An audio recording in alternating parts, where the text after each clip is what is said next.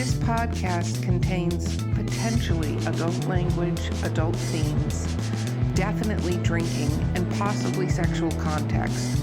Listener discretion is advised.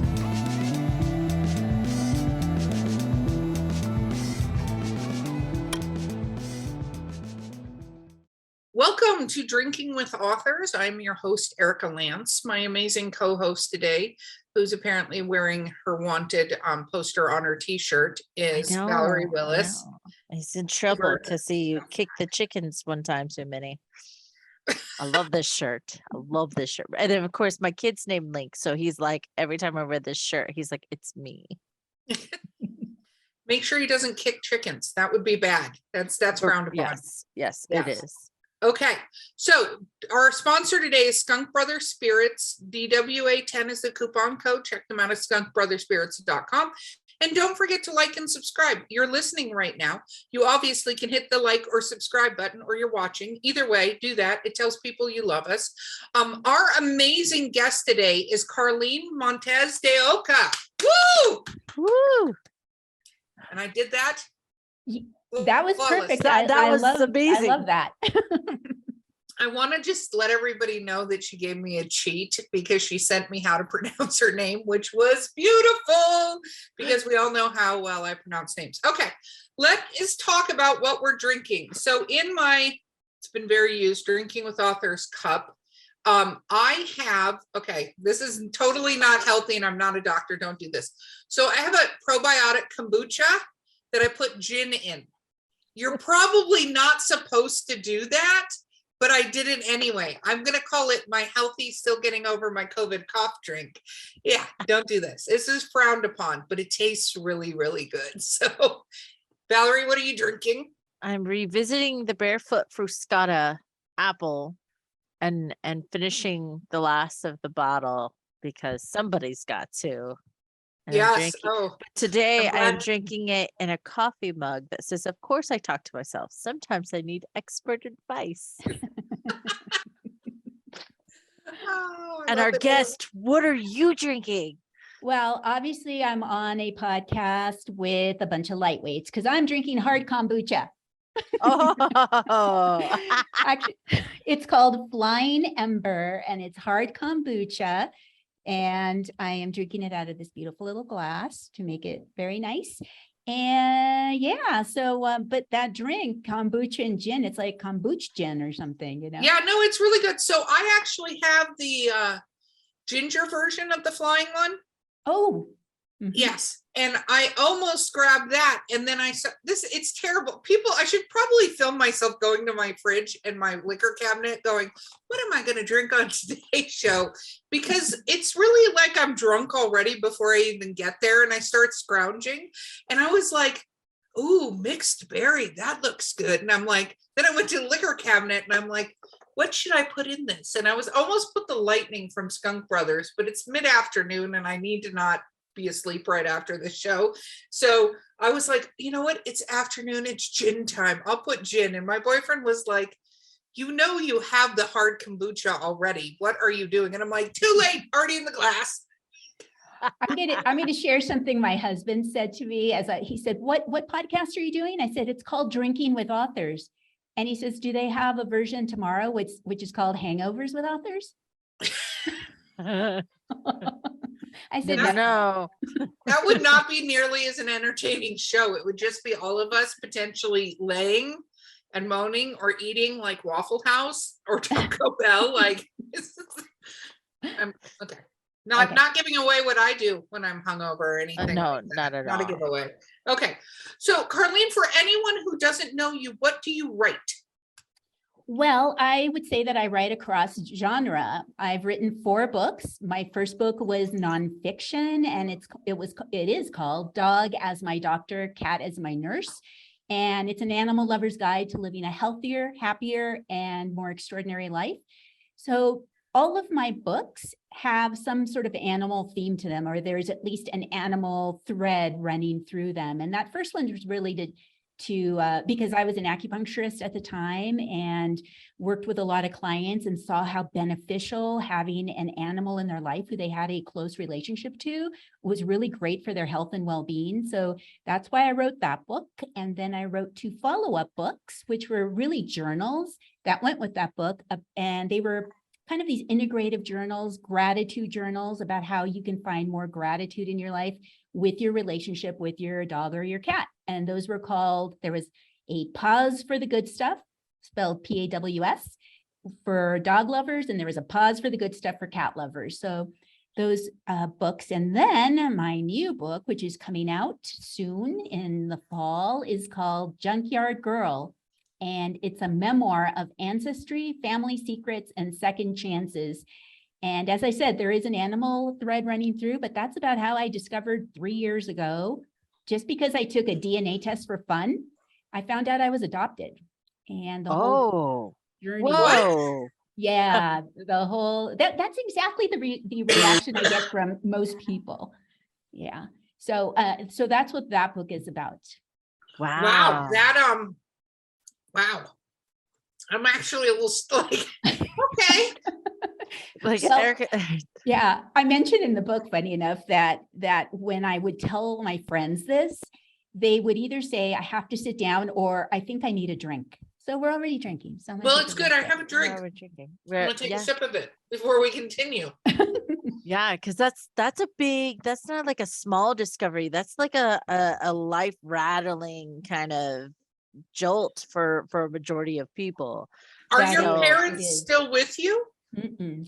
My Okay. parents passed away, and though I have older siblings, and okay, it's not just that my parents knew and my siblings knew, but I also have a massive, I don't know anybody who has as big of a family. I have 63 first cousins. That's how big my family is. And the majority of them all knew, but never said anything. So it was This is- Wow. This is fascinating. Like, that is a secret to keep, that is amazing. I not nearly on the same level. My dad sat me down, oh my gosh, maybe this is 15 years ago now, time. But he sat me down to have this very serious conversation at a breakfast nook in their house. And he's like, we need to talk. And I was like, okay.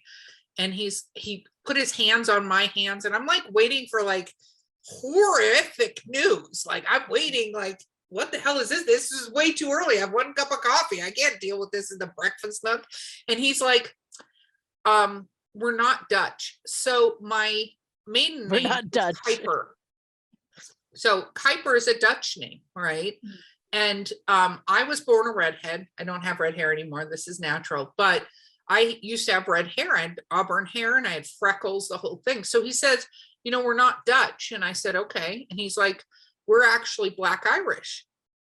And I was like, well, that makes more sense. Like, apparently, when we got to this country, we just went, when they asked, they gave a name and said we were Black Irish. That's how that went. And so from that point on, my family, but he thought it would rattle me. And I'm like, this isn't like, I'm married into some, royalty on the Dutch side, and they're going to be mortified when they find out our genetic lineage. I'm like, Dad, we're in America. We're kind of a melting pot. It doesn't matter. But it is kind of shocking when you find out different things. Apparently it shocked the hell out of him, but about your family. Yeah, I would say I liked Valerie's description of rattling. I thought, gosh, I should have used that word in my book.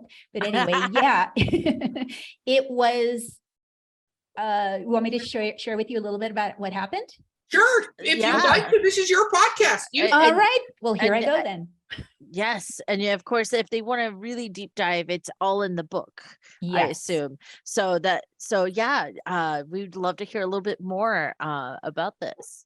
Well, I had taken this ancestry DNA test totally for fun and just to find out, oh, well, maybe I'll find out this or that about myself and my mother. I'm Mexican American, but my mother always told us there's a Jewish component to our bloodline. And I was curious about that because my cousins, my 63 first cousins, were all coming in at 40% Jewish, these high levels. And I thought, oh, I wonder how much I will be. And then I got the DNA test and it said 3%. And I was like, what? And so I kind of tossed it aside because I was really busy at the time and I didn't have time to look at it. But about a week later, after getting the DNA test, this man who had friended me about a week before on Facebook sent me a private message and he said, "You look an awful lot like my wife." And I was like, God, what a flirt. And I just ignored him, but he kept sending me messages. And then he sent me a picture of this woman and he said, "Don't you think you look like her? Don't you think?" And, being my sarcastic self, I said, no, I think that your wife and I shop for glasses at the same store. And he said, "Well, Ancestry DNA says different." And I went, whoa, how does he know? And I said, "Who's your wife?" And he told me the name of a woman named Martha and the last name. And I remembered that when I got those results, there was a woman's name there. And if I had paid more attention to that, I would have seen that it also said in the fine line, this could potentially be a sibling.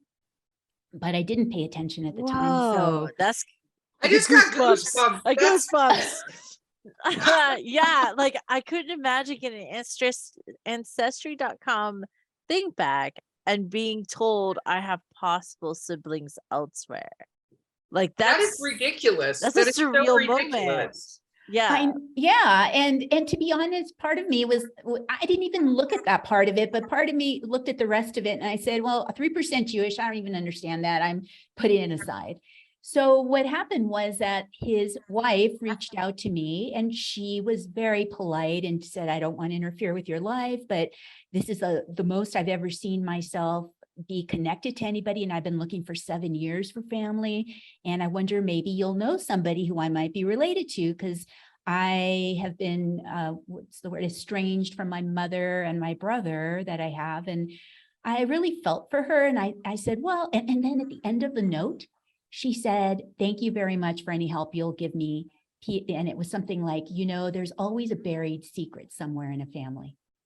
And I thought, yeah, my family's had its share of secrets and we've uncovered them, but I didn't know the secret was going to be me. So anyway, I approached my siblings who I'd grown up with, and we're usually a kind of a funny family. We laugh a lot and we're always having fun, and nobody was laughing when I brought it up. My parents were deceased, couldn't ask them about anything. So I asked my siblings and they were both, or two of them were like, "I don't know anything. I don't know anything." So about 2 weeks later, my sister, who I had grown up with and I'm very close to, flew out to Santa Fe, New Mexico, where I live. And she said, she wasn't even in this house more than 5 minutes before she said, "Something big has happened in our family and I have to talk to you about it." And I was like, oh my God, what's happened? What's happened? And then she started crying and she sat down and was pulling out pages out of her purse. And she said, "I knew I was going to start crying. I knew it. So I wrote these all down." And then she started reading and she mentioned this woman, Martha. And I went, what does that have to do with anything? And then she said, "Carlyn, the secret is that you're adopted." And that's the moment that I felt like the earth just fell out from under me. I know I didn't know at the time, but later I realized I was in shock because I stopped being able to hear anything. It was like I had an accident about many years before where it rattled me so much. I stopped, like people's voices bothered me and I could only hear muffled sounds. Well, the same thing happened this time. It was like somebody put cotton in my ears. I could see my sister's lips moving, but I couldn't totally hear what she was saying, but she was just reading from these pages. And the way the story went was that my mother, my adoptive mother, had gone to go see a friend of hers, and they lived in Southern California at the time in the Santa Barbara area. She went to see a friend of hers and heard a lady crying outside. And when her friend came to the door, she said, "Hey, who's this woman out here who's crying?" And she said, "Oh, that's my cousin. And she's here from Chicago. She's not married. She has 2 children and she's got another one on the way. She wants me to help her get an abortion." This is the 60s when abortion was illegal everywhere. And she said, "I am not going to help her." And my mother went home to my dad. They talked, they came back, and they said to this perfect stranger, we'll adopt your child. And they took this whole family to live with them. And my parents did not have a lot of money. Yeah, but they took this family to live with them and kept them there until I was born 6 months later. And then 2 months later, they gave them money to go back to Chicago. And that's how the story started. Wow. Wow. Wow. So you said earlier about not hearing. We see that in movies and TV shows all the time. Yes. You know what I'm talking about? Where suddenly it's like they turn and it spins the The camera and high there's pitched sort tone, of noises or something. But flatlining. you had it happen in real life? Because I always go, that doesn't really happen like that. But I've never had news presented to me this way where like it would happen to me. So I haven't experienced it. Now I know it's real. I take back any thoughts I had previously about how people did that in It movies. happens. You know what's odd is the first time it happened, my sister and I had been in a car accident. I had a Volvo at the time, and you know how those are tanks. It got rear-ended and totaled, and we were in the car. And you know, shock and adrenaline doesn't let you feel the hurt right away. But later on, I remember all night going, nobody talked to me. Nobody talked to me. This is just too much. And people's voices were bothering me and my ears felt odd. So I think of that trauma, and then think of a trauma that had nothing to do with a physical trauma, but hit. an emotional hit. And so it was pretty weird. This is fantastic. And I want to hear this. Let's read this story. Like, I just, not in a good way, and I'm sorry I used the word fantastic, but fantastical. Is that a better word? Fantastical, like, yeah. I am like so blown away by this. Like, that would be such an interesting thing. And they managed to keep it secret for so long. Long. So many people, like no one slipped up out of 63 cousins, you said? No one slipped up? No one slipped up, but then it made me start thinking, am I that dumb that I could not figure that out? I don't look like anyone. I don't act like anyone. My personality is so different than everybody else's. Everybody kind of stayed close to home. I wanted to get out of there as fast as possible and go and have a life and this and that and the other. And so I sometimes think, gosh, I mean, I have spoken to it's called LDAs, late discovery adoptees, people who discover when they're older that they're adopted. And usually a lot of them figure something out. I didn't figure anything else out except that I was different. And also because I was told, like, for example, I'd look at my family who, this is what I look like.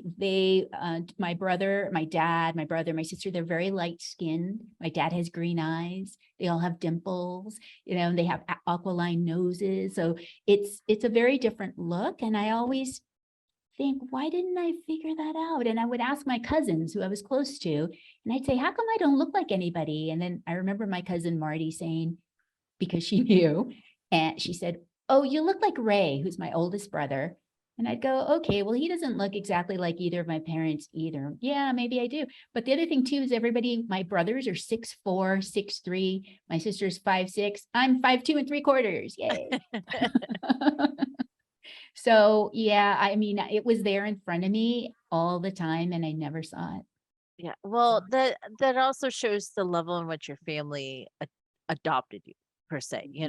They took you in and they took you in completely, and I think that says volumes. Well, I forgot to mention the other part is when the family left and I was left as a baby with this family. My sister described that my mother took her and my brothers in and they surrounded my crib, and my mother said, this is your sister, she's adopted, but you're never to tell her she's adopted.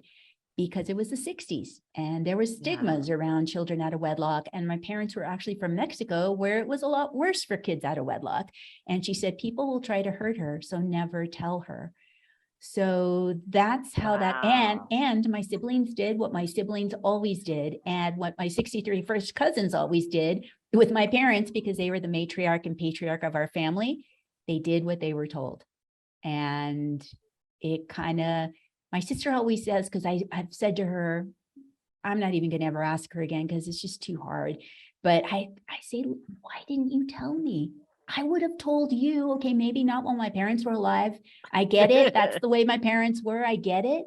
But I would have told you when they died. I would have told you. I wouldn't have waited all these years. And she just said, we were told what to do and I just didn't want to lose you. So, people make mistakes and I get that. And, but yeah, that's how it was. It's true. And, you know, it's interesting because you do bring up, and I'm sure in the book tackle the question, like, what do you do in those circumstances? Because it's kind of like, I've had, many people, and I'm one of those people, weirdly enough, as a host of a talk show, I'm one of those people that people just randomly walk up and start talking to and tell their entire life story to. I've had this happen since I was way younger, but working in HR too, people would come and tell me things like, I found out a friend of mine's spouse is cheating on them. Do I go tell them this? Like, there are certain things that you can find out and you go, do I tell them? Like, what is the effect it would have? Now, it's one thing if you go do a DNA test and it comes up, but would it, if you never had done that and didn't know that, would it have affected your life? It's weird. And we want to say what we think we would do or what we think is the right thing. But that judgment for people is always different, because in the case, which is not the same thing, but I've seen the cases where somebody's said, hey, your spouse, boyfriend, whatever, it's cheating on you. And the other person now is no longer their friend and distancing and sides with the spouse. So what do you do? Like, how do you fix that? Well, I can't speak for that. I think that the cheating thing would be really, for me anyway, dependent on friend to friend to friend. I mean, there may be friends I would not tell that to. There may be friends I would tell that to. I guess I would want to know if that happened. So I would hope that one of my friends would tell me. But I will just say, from my point of view, with what has happened to me, and, it was intense. And that is the hardest part, that I was not told. Sometimes I think I was told at exactly the right time, but I live with this paradox. I feel like I was told at the right time, but I also feel that I should have been told right from the get-go. And this is why. One is, there was a secret. And I sometimes think that I somehow knew something, even though I've told you that I didn't figure it out. That's another paradox I live with, because ever since I was a little kid, and there were reasons for this, I would sit there with my dogs in their dog kennel as a little kid, look up at the sky and say, when are my real parents coming for me? When are they really going to come? I know this can't be my family. I know this can't be my life. When are my real parents coming for me? And sometimes I think about like I feel like there's a memory of something that I knew that I can't quite grasp yet. But when I grew up, my bedroom was right next to the kitchen. In the kitchen was where my parents spoke about everything. And I keep picturing that I would feel like I was waking up sometime to hear something. And that's where I'm caught. Like, I don't remember anything else, but I feel like I may have known. And I think that it's important for an LDAs to know, because it's too much of a shock. Some of them never get over it. I know plenty of people who it's been 3 years for me. There's been people that has been 30 years for, and they're really struggling. And so I would never want that to happen. I think it's important to tell your child from the beginning. And also think about medical situation. If something had happened to me medically, how many times I went to the doctor and filled out all their medical stuff and none of it relates to anything? What if I had had a child of my own? And so that's important to know. And also, my family couldn't be guaranteed that I wouldn't cut them off, that I wouldn't say, God, you guys are jerks, you never told me. And I think they were afraid of that. No, that's true. There's so many different aspects. Okay. Sounds completely amazing story that you went through. Really. I want to ask, when did you start writing though? You wrote your dog and cat book, and this is because you told me previous to us recording that you took on 6 rescues, a 6-pack, right? Something. Yeah. So your 6-pack. My 6-pack, yes. Well, yeah, I was actually an acupuncturist in Northern California at the time. That was my second career. And when you're sitting with I don't know if either of you have had acupuncture. I have, and I love acupuncture. Excellent, yay. Well, what I would always try to have is, I would always, when people would come in, I'd probably talk to them for like 30 minutes, 20 minutes, just to see what other things were underlying maybe the main concern that they had, whether it was a cold or cancer. There was always something underlying that could be emotional, maybe spiritual of some kind. And as I spoke to them, I started to notice if they were new and had never seen me, of course, they'd be tense. They'd have their arms across. They'd be like, are you any good at this? Why are you asking me these questions? But as soon as I got them to talk about their dog or their cat, suddenly the smile would come, or frankly, even the tears would come. But it was unbelievable. And I thought to myself, wow, there is something. I know that when people smile or laugh or cry, there's a physiological thing going on in their system that they need. And I thought to myself, okay, I'm sure that their blood pressure is going down now. I'm sure that their immune system is getting a nice little boost from the laughter. I know that all these hormones that are really positive, the love hormones, oxytocin, those, that's kind of coming up as well. And I thought, gosh, and they're only telling me the story. They're not even with their dog or cat at the moment. And that's when I got the idea of dog as my doctor, cat as my nurse, because I also at the time had, as you say, a 6-pack of 4 rescued dogs and 2 rescue cats. And I've always been somebody who rescues dogs that other people don't want, which means I have to probably put a little bit of effort sometimes into their rehabilitation.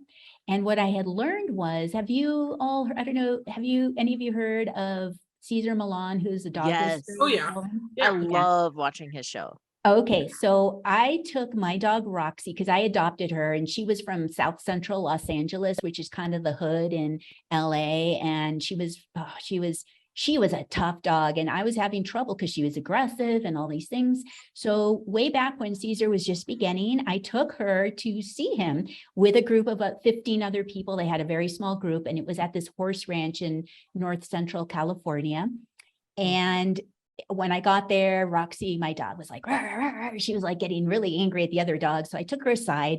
Then when Caesar came out, he looked around and he said, "Oh, who's got the most aggressive dog here?" And everybody pointed at me.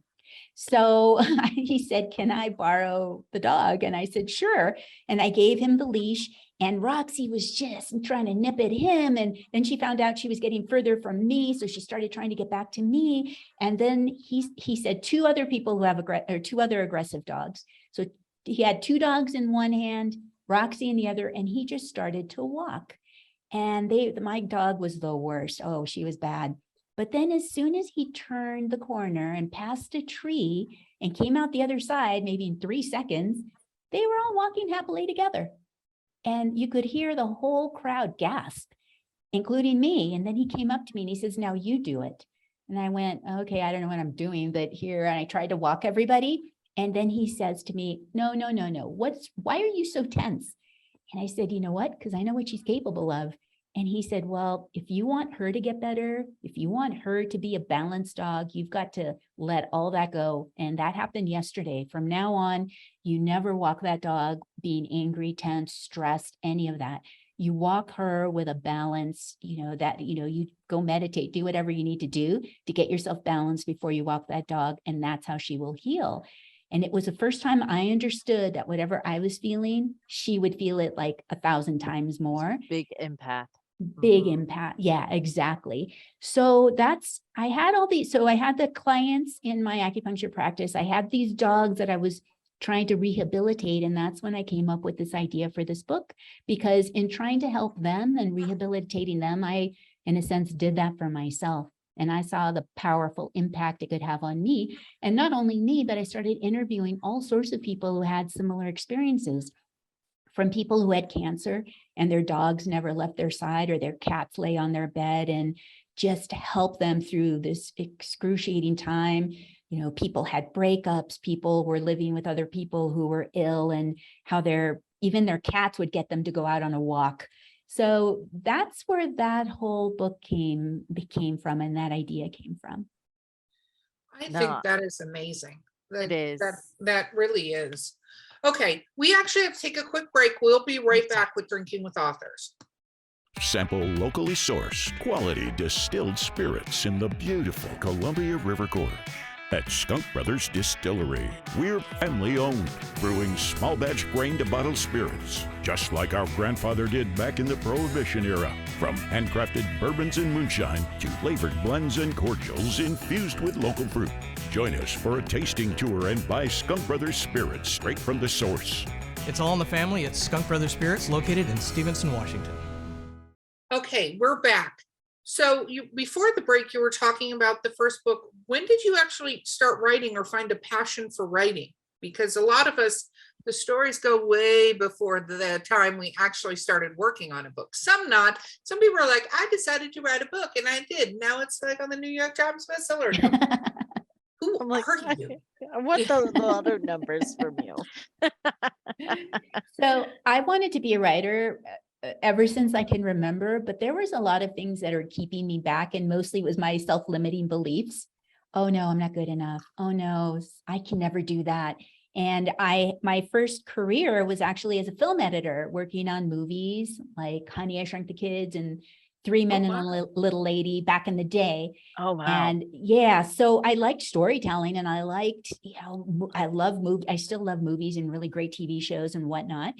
But I just kept thinking I wanted to so badly to be a writer, but I just had too much fear around it. So I remember, and this went on for decades until I was then an acupuncturist. And I remember one day literally getting up out of bed, and there was always inside of me this thing that was like, oh, I want to be a writer. God, I can't do it. I want to be a writer. Oh, I can't do it. And one day I woke up and I literally said to myself, if I don't do this now, I will regret it for the rest of my life. And if not now, then when? And I literally looked at my husband and I said, I've got to do this. I have to. If I don't do that, I don't even know what will become of me. So I reached out to get help, like book coaches and whatnot, to help me understand and learn how to get from A to Z to write a book.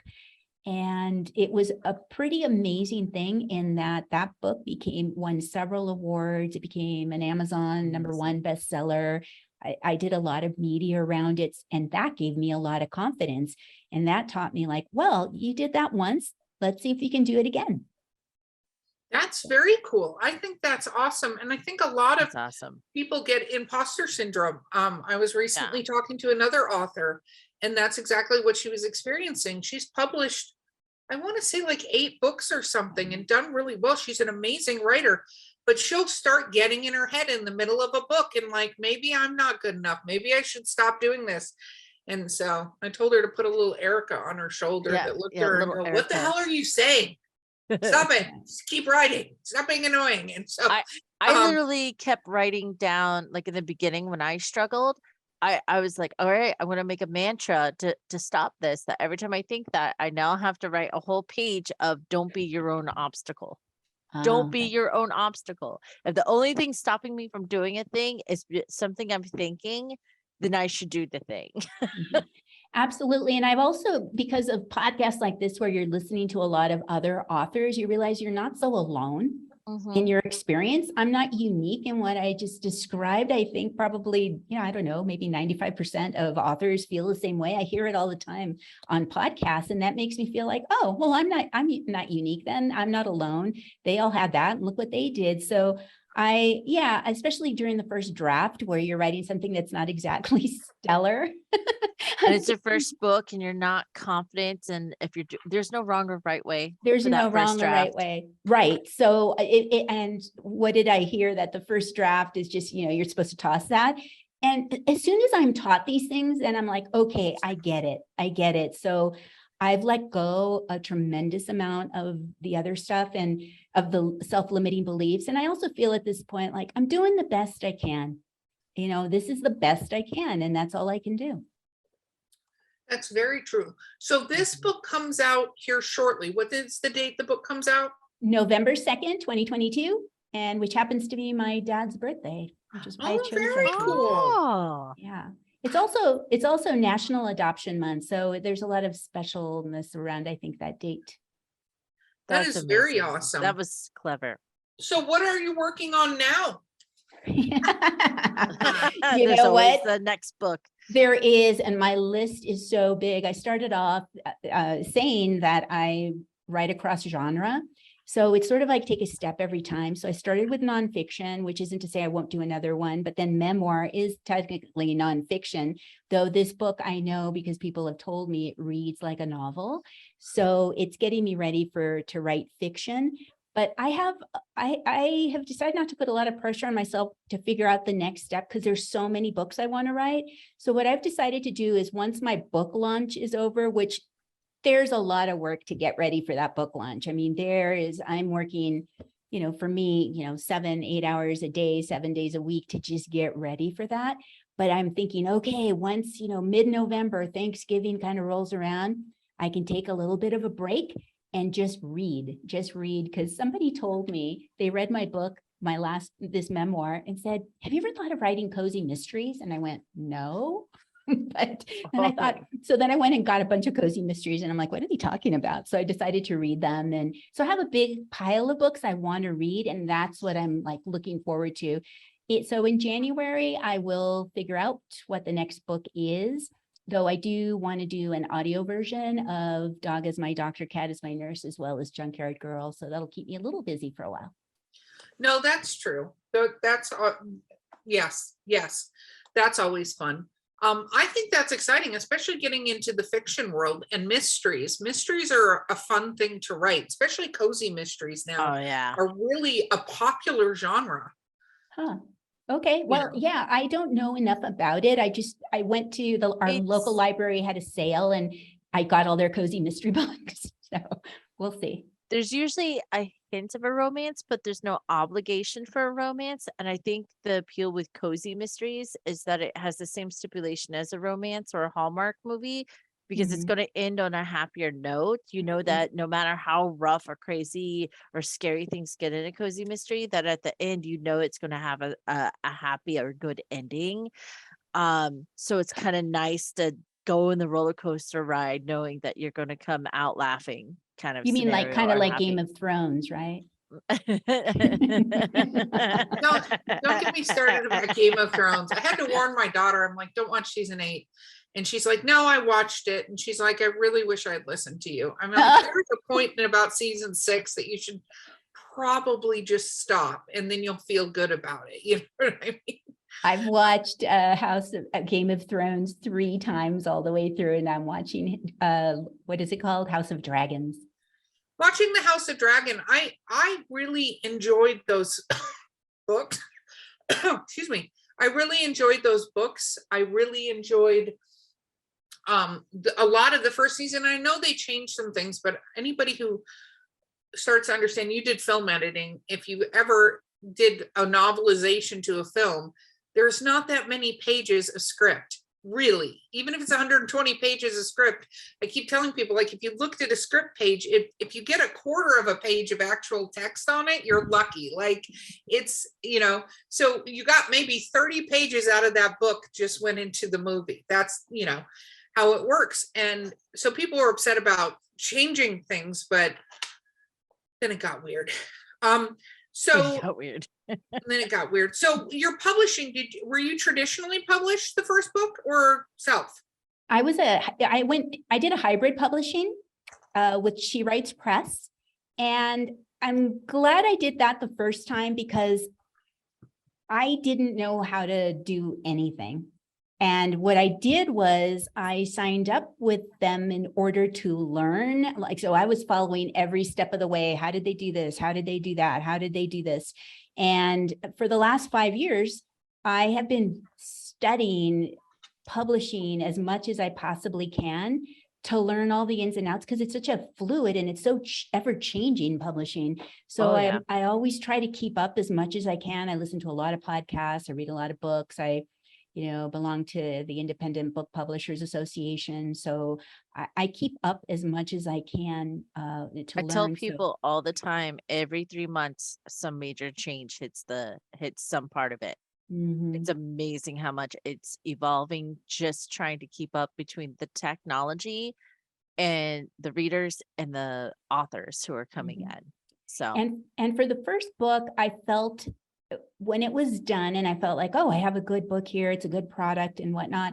I started, I guess I should go look for an agent, or I guess, and then the agent can look for but I was like, oh, it's going to take forever. And I started to see that there were a lot of publications coming out, the Smithsonian and different magazines talking about this animal-human health connection. And I thought, well, by the time this book is out, the wave will be over. So I better just get on it now. And that's why I went in this direction. No, that makes sense. And it's different for every person. I Everyone. talked, as Yep. you know, podcasts, we talk to people that are like, nope, love the traditional route forever and ever. But it always gets me when I'm like, so when is your next book coming out? And they tell me like 2 years from now. And I'm like, oh, I couldn't even stand it. Like, nope, sorry, hard I pass. have too many imaginary friends to share with the world. I've got to throw them all out there all the time. Yeah, I remember my publisher for A Dog Is My Doctor said, I will never forget this. She said, people think that traditional publishing is what it was in the 50s. They think they're going to give you a big advance and you're going to get off on a big book tour. And I don't know why that just prevails, because it's not the way it is anymore, at least not for most authors.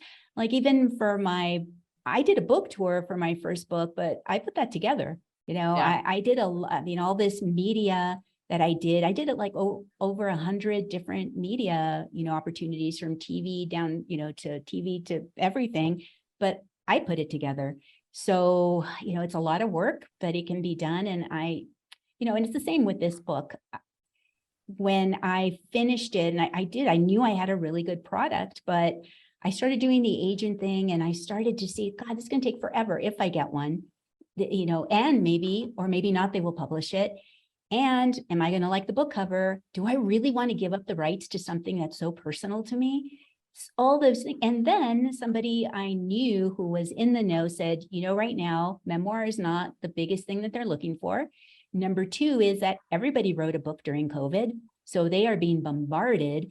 And I'm just like, forget it. And but I still wonder, did I make the right choice? Did I make the right choice? But now seeing the reaction, like I have a very big advanced reader team, and seeing the reaction to that, also seeing the beautiful book cover that we had made. And I mean, I'm just really going, God, would I have gotten that if I had gone this other direction? So there's a lot of pros and cons, and I'm always weighing them for each book, for traditional versus independent publishing. And you did say it is the publishing industry at large. I'm going to say at large because there's a lot of different facets, but that oil tanker has not changed very much, other than it's more limiting in what it gives authors. There was an interesting study, and me and Valerie shared it with our authors at Four Horsemen, our publishing company. But one of the things that was very interesting is it said more than, I want to say, and Val will keep me honest here because I'm doing math with Gina on the brain, which is not probably a good idea. But anyway. Is this the 12 book thing? Yeah, it's something like the 65%. Under 12. So under 12 was 14% out of over 47,000 authors from big guys. No, 47,000 independently published titles. books. Yes. And this is from the top 7 publishing companies. Almost 15% of them sold 12 or less books. Less than 12. Less and then than from 12. 12 to 999 was 51%. And I'm like, 12 is a funny spot to be cutting this pie. Right. So I assume most of that 51% sold 12 books. Independently published books? No, these are the big top 7 book publishers. What? Yeah. 12? Yeah, I know. I'll send you the thing if you remind me. I'll send you. I'm like, it takes effort not to sell at least 12. Well, but the thing is that I think a lot of publishers, where their mistake is a couple things, right? But the number one mistake major publishers are not keying on to, and I don't understand why, is helping the authors create the brand platform to talk themselves, like, because the number one way books are sold are word of mouth. Number 2 is author platform, which means you have to get your author to understand getting in front of people, how to get newsletters set up. Like, there's just some core things for them to talk about their books that they need to do as a brand, and how to go to local libraries, training them on how to walk into bookstores to get their books there. Like, all these things, especially if you're traditionally published, because the books are everywhere, right? Quote unquote. But it's interesting because the publishing industry is not taking gambles on people, but it's also not helping the people that it's getting books. Because I can't imagine that a traditionally published book selling less than 1,000 copies isn't costing the company money. Mhm. right? Because of how they do it, all the people they have that work there. Because, you know, the bigger an organization gets, the more fluffy Overhead. employees you have that do weird stuff that you would never even think of, like, you know, clean the break rooms at the main building, like stuff like that. And they have more than 65% of their books sell under 1,000 books. Mhm. That's an amazing statistic. I mean, as you were talking, I was just thinking, gosh, you know, what would be my publishing dream? And it would be that I found either an agent and a publisher who wanted to work as hard as I did on my books. As hard as I you mean, did. Yeah. I'm happy to put that work in. I'm more than willing to pay. I actually one of those weird authors who likes marketing. I enjoy it. And I I'm think it's jealous, really, ma'am. I'm jealous because I hate it. I loathe it so oh, bad. really? I don't know. Maybe I've just gotten over it. I didn't know how to do it. And now I try different things and people, you know, I seem to be receptive to it. But I think to myself, okay, well, I'm willing to do it. I just need somebody to work okay, maybe you're not going to match me, but can you do something, you know, while I'm doing this that isn't just sending out a press release? I mean, that's helpful, but not terribly. And so I haven't found anybody like that exactly. And so I'll just keep doing what I'm doing for now. Well, offline, we will introduce you to somebody that does similar things. Let me just Oh, put it that way. okay. Let's talk about your writing environment. So do you no longer do acupuncture? No, what happened was that we moved from Northern California, where I was living and had my acupuncture practice, to Santa Fe, New Mexico, where we live now. And part of that move enabled me to just focus all my efforts on writing. Awesome. Yeah. I Writing love Santa full-time is Fe. the dream. I lived in Albuquerque. Oh, And okay. I love New Mexico. It's a very different vibe. And I also grew up in California. So I Ah. understand all the vibes, all the vibes. And I also understand all the costs. So you save a lot of money moving to New Mexico versus California. It is totally true. It's surprising though, like food is not any cheaper and there's certain things, but yeah, I mean, and the community is amazing. I mean, there's a lot of artists here, which is really beautiful. And there's a lot of people coming from lots of different areas. So I feel very stimulated living in this environment. Yes. And I could tell from the architecture behind you, I was like, she is somewhere in Arizona or New Mexico. Either that or she decided to do a weird house thing in the middle of Oklahoma and it's awkward, but yeah, it's one of those fake backgrounds. You know, is it a fake background? No. Oh my goodness. I was like, She was like, we're impressed, ma'am. What program do you use? that's what I was saying. Cause like, You're a marketing genius. you tell me about your background. So, what is your writing? Do you like listening to music? How do you go about your writing process? It's different. For example, one thing I usually do, but I'm not doing it this year because I'm involved with my launch, my book launch, is do you know NaNoWriMo? Oh yeah. Yeah, so that's how I get that draft out. So I'm going to have to create my own NaNoWriMo this year because I don't want to wait till November. So people that don't know, that's National Novel Writing Month. And it's a way to just put your first draft down in 30 days.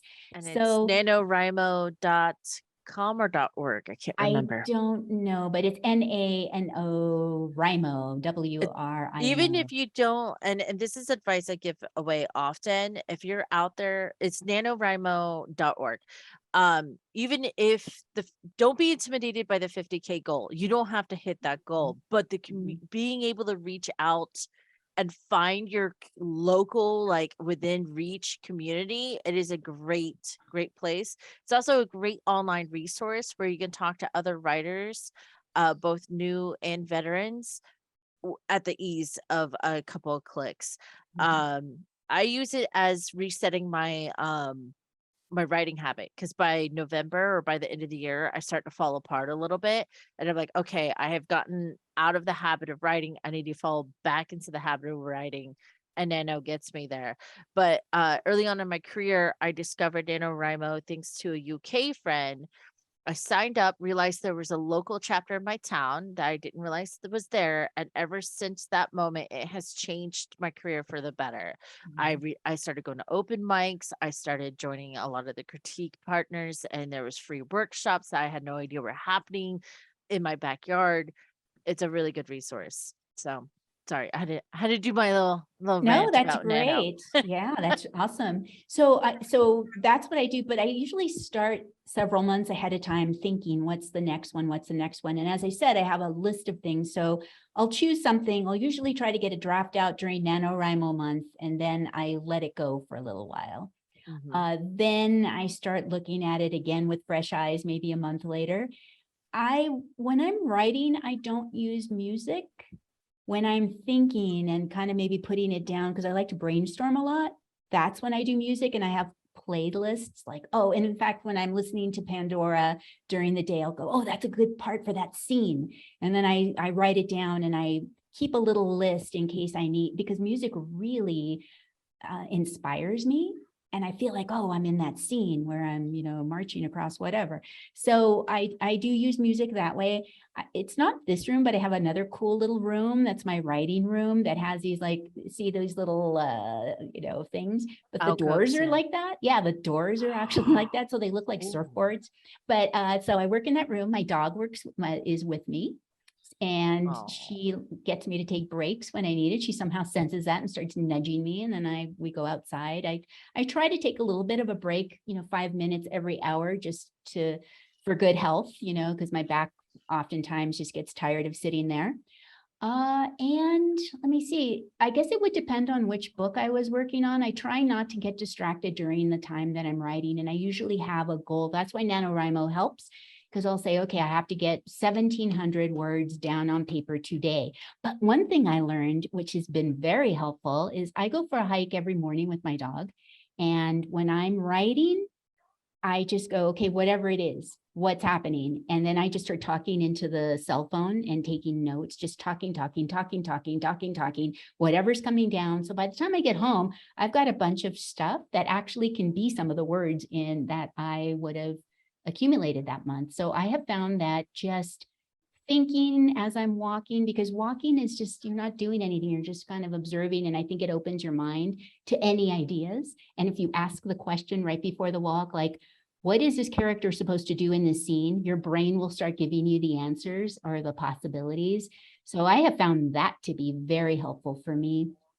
And I find that I'll write sometimes at night, though I try not to get in that habit, but I get a lot of ideas at night too, and early in the morning as soon as I wake up. So when I'm writing, I just pretty much focus on that's my number one priority for the day. Yeah, I've woken up many a times at 3 a.m. and just messaged whatever friend was available, and it was like, I'll ignore me. I need something to write on. You've got good friends. 3 in the morning. Yeah, or you could use Otter, which she has on her phone, which is an app that will record and then send the file. But I don't think her 3 o'clock in the morning brain ever remembers that she has that. So instead, you can wake up randomly to a terribly weird text that looks like, luckily she doesn't write horror the way I do, because if I did that to friends, I have no idea what would happen when they woke up in the morning and saw the text. No, and the mutilated body, blah blah. They pick up and be like, please. Yeah, and some of those ideas, like, I'm like, it's the best idea I've ever had, and then in the morning it's like, holy cow, and just erase it. This is terrible. Okay, well, let's get your shameless self-promotion. Tell everybody where to find you and your books. Lovely. Well, you can all find me at animalhumanhealth.com, animalhumanhealth.com. And that's my website. And you can find me anywhere as Carlyn Montes de Oca on social media. Sometimes it's Carlyn MDO, but hopefully there will be show notes and the spelling of my name, which can there will be, don't worry. Yes. So, but it is Carlyn Montes de Oca, yes. And Junkyard Girl is my next book that will be out November 2nd, 2022. And I'd be really excited. Anybody listening to this, if you read that book, you can let me know what you thought of it. That would be awesome. Absolutely. You've been so much fun. This has been such an engaging conversation. And I noticed we hardly drank. I have a totally. I know. Here, let's do a drink. Cheers. Well, some of us maybe drink a little bit more than hardly drink. Somebody's got to keep up the thing as fast as chugging. Don't chug wine. It's a terrible plan to chug wine. And may I say one last thing about shameless promotion, which is for any Yes. dog lovers out there, I write this blog based on the animal human bond for anybody who loves that. And you can find my blog at animalhumanhealth.com. And really, I think it's something that for dog lovers or animal lovers, people would really enjoy and find inspiring. Absolutely. And Love I'm it. assuming they can sign up for your newsletter on your site. Absolutely. There's Wonderful. even a quiz there right now about like, what can your dog or your cat tell you about your health that you don't know? So they I'm can take terrified that of what my dog or cats would tell me. My cats are unpleasant human beings, and just, I don't even want to know. Okay, Yeah, go when take the I quiz got- then. I Yeah. have two feral cats that were feral cats that I brought in. And Mhm. so technically I would say they're rescues, but they can be sweet as pie. And then that other half of them that's like, I'm going to eat you in your sleep. And I'm like, okay, ease down.